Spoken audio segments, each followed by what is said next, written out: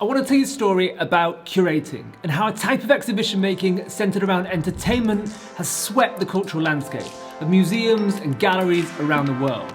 You maybe just didn't realise it. In any textbook or seminar or podcast on curating, the first thing you'll always be told is that the word curate comes from the Latin curare, meaning to take care of, and is in fact one step away from the word cure, meaning to heal or restore health.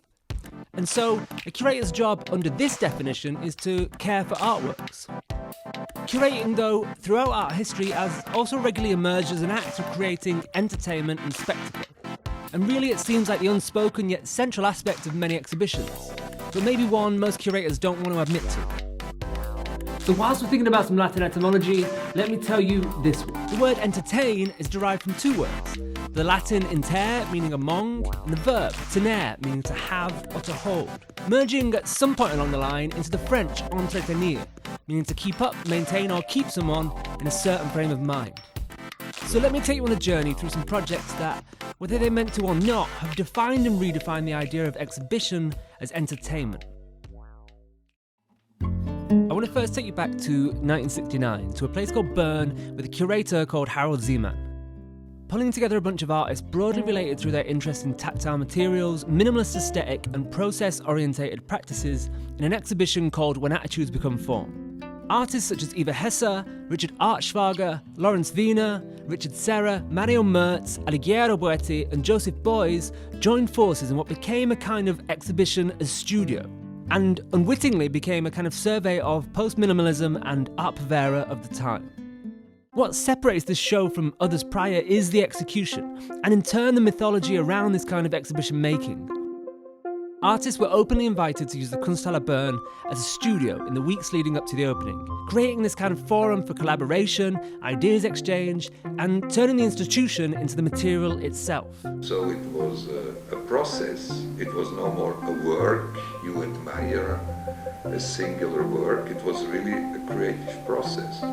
Sidewalks were smashed, walls were removed, parts of the building were excavated, and artists took their work beyond the gallery walls, with Daniel Burham pasting his signature stripes across the town and subsequently being arrested. The process of exhibition making became the attraction, and in doing so created a hype that led to manure being dumped outside the gallery, cartoons in the local press, and even threats of dynamite. Now, remember that word entretenir, to keep someone in a certain frame of mind. This exhibition was designed, curated even, to hold attention.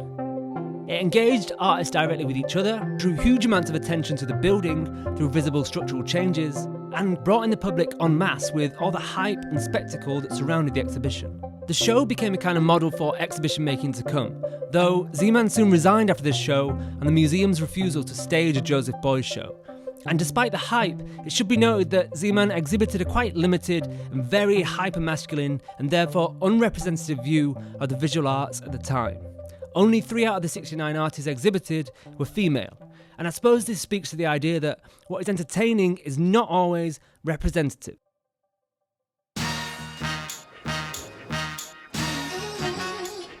Now, if there's one thing that goes hand in hand with entertainment, it's shock. And the Sensation show of 1997 might be a turning point in the idea of curation as an entertainment vehicle. Pulled together from the vast collection of advertising mogul Charles Saatchi with the help of Norman Rosenthal as curator/advisor, this exhibition surveyed the now infamous YBAs in a kind of shock cocktail made up of everything and everyone. Collecting together a range of artists famous for both their artworks and sale prices meant gaining the attention of a mass audience that would drive huge footfall into the Royal Academy. Supreme irony of this show is all these wild young anarchic rebels are sponsored by a rich Tory moron. This set the precedent for what became the blockbuster shows we now see so readily in museums and galleries the world over. Big names, big prices, and the accumulation of stuff you'd rarely see in one room together. Don't get me wrong, this show clearly had strong undercurrents of sensation to drive further sales, but equally it catalysed the staging of art as a product to entertain through shock. Shock works because it keeps us on our toes. It triggers a human instinct to be alert to your surroundings. It forces us, makes us look. What the show had is what Matthew Collins called its stareability. Sod you gits. Men go wild for my body, says here. Easily gettable objects, arranged with no connected purpose, other than as kind of eyeball-thrilling one-liners. Images of the show spread with mimetic speed. Plastered across the media and minds of the general public, it created a seductive marketing feedback loop that drove more people into the gallery. This fact alone catalysed a model for museums to replicate, creating gettable shows that enabled them to reach beyond a typical gallery goer. And we see the acceleration of this towards exhibitions that now not only need to be gettable, but shareable. On paper, Sensation read with a similar formula to Siemens' show. Collect as many of the most hyped artists of the time and stick them in a room together. Seemingly a perfect formula for the exhibition as spectacle. Yet, where Sensation fell down was in the specific, individualised nature of the show, where each object contained an aura in and of itself, rather than the kind of fizzy, collaborative atmosphere that emerged in Bern in '69. Sensation was the catalyst in accelerating a cultural landscape of exhibitions as entertainment products, to be consumed en masse with the speed and pleasure of fast food. Leaping forward only a few years, mega galleries began to bulldoze their way into existence, towards a new landscape of monumental venues that could cater for grand spectacles and stadium-like audiences. The opening of Tate Modern in 2000 was one among a flurry of new galleries across the world during the early millennium. And in the UK alone included places such as Baltic Centre for Contemporary Art, Dundee Contemporary Arts, FAT Liverpool and the New Art Gallery Walsall.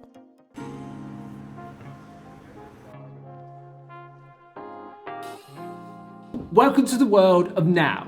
That was the now, this is the new now, borrowing from the old, accelerating the new, and refreshing our ways of seeing.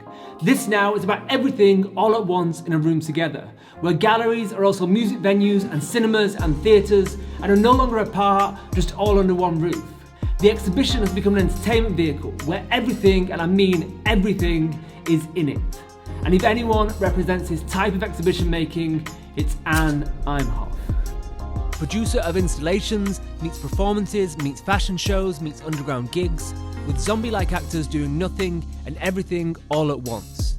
From the mundane to the hyperactive, melancholic, mediocre and ominous, it's got it all. Imhoff is a creator of situation, one that's moody but familiar, of immersive installations activated by these kind of long-form performances. They read like a modern-day visual on the anxieties of being perpetually aware, of having our attention dragged left, right and centre, yet never feeling like we've seen anything. Her installations and performances create a type of spectacle perfect for an audience willing to watch and capture every nuance and movement. To take people out of their lives for just a moment into this new now, long enough to believe it's a reality. Imhoff's work sits at the tip of a lineage of ever-accelerating spectacle of the gallery, where your attention is the commodity to be held, and optimising for this is the driving force of exhibition making. What's clear is that over the decades, the shift towards producing ever more entertaining spectacles has created more complex models for what exhibitions might look like. And though entertainment can be easily disregarded as a lower art form, really this shift examples how it can be a model for exhibition making, where entertainment in all its facets is the goal.